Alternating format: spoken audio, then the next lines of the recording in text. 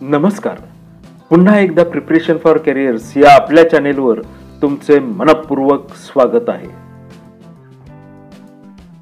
महामानव, प्रज्ञासूर्य, राज्यघटनेचे शिल्पकार, प्रगाढ विद्वान डॉक्टर बाबासाहेब आंबेडकर यांच्या ओजस्वी व मर्मभेदी भाषणातून तसेच लेखनातून त्यांच्या विचारांचा मौलिक ठेवा प्रकट झालेला आहे. डॉक्टर बाबासाहेब आंबेडकर सामाजिक, सांस्कृतिक, आर्थिक व राजकीय परिवर्तन घडवून आणण्यात अग्रेसर होते. सामाजिक दुःख निवारण्यासाठी समाजातला प्रत्येक घटक सुशिक्षित असला पाहिजे असा डॉक्टर बाबासाहेब आंबेडकरांचा आग्रह होता. त्यांची वैचारिक प्रगल्भता, सामाजिक संवेदनशीलता व समग्र अशा परिस्थितीजन्य चिंतनातून प्रगटलेल्या विचारातून त्यांनी सामाजिक विषय व सामाजिक परिवर्तनाच्या संदर्भात अनुयायांना प्रबोधन केले. या व्हिडिओतून आपण डॉक्टर बाबासाहेब आंबेडकर यांनी अनुयायांच्या प्रबोधनासंदर्भातील प्रगट केलेल्या काही अनमोल विचारांचा आढावा घेणार आहोत. ते विचार पुढील प्रमाणे आहेत. तुम्ही आपले कर्तव्य ओळखा. काळ कोणता आला आहे हे ध्यानात घ्या व बदललेल्या परिस्थितीत आपल्याला काय केले पाहिजे याची जाणीव ठेवा. जुन्या चालीरीती टाकून देऊन नव्या चालीरीतीत तुम्ही घालून घ्यावयास पाहिजे आहेत. स्वाभिमान शून्यतेने जीवन कंठणे नामर्दपणाचे आहे. जीवनाकरिता स्वाभिमान जागृत ठेवा.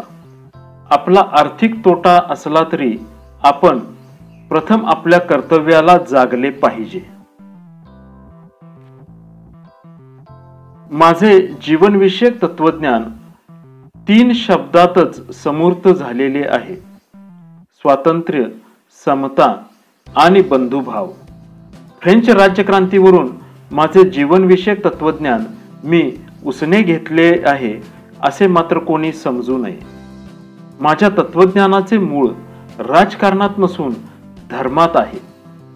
माझे गुरु भगवान बुद्ध यांच्या शिकवणीतूनच हे तत्वज्ञान मी स्वीकृत केले आहे.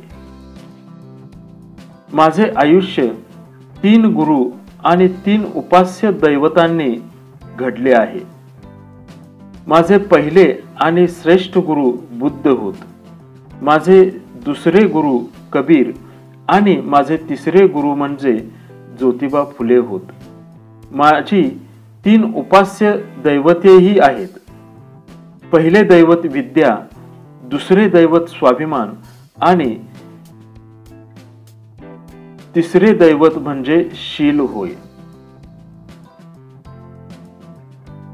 मनुष्याने आपल्या आयुष्यात खाणे, पिणे व जगणे ही आयुष्यातील इति कर्तव्यता मानता कामा नये.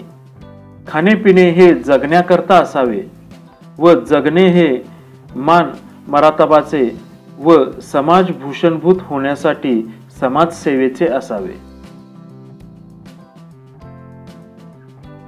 वादविवाद काही वेळा सौम्य असेल किंवा काही वेळा तिखट असेल, पण तो नेहमीच तर्कशुद्ध व विचारशील असला पाहिजे.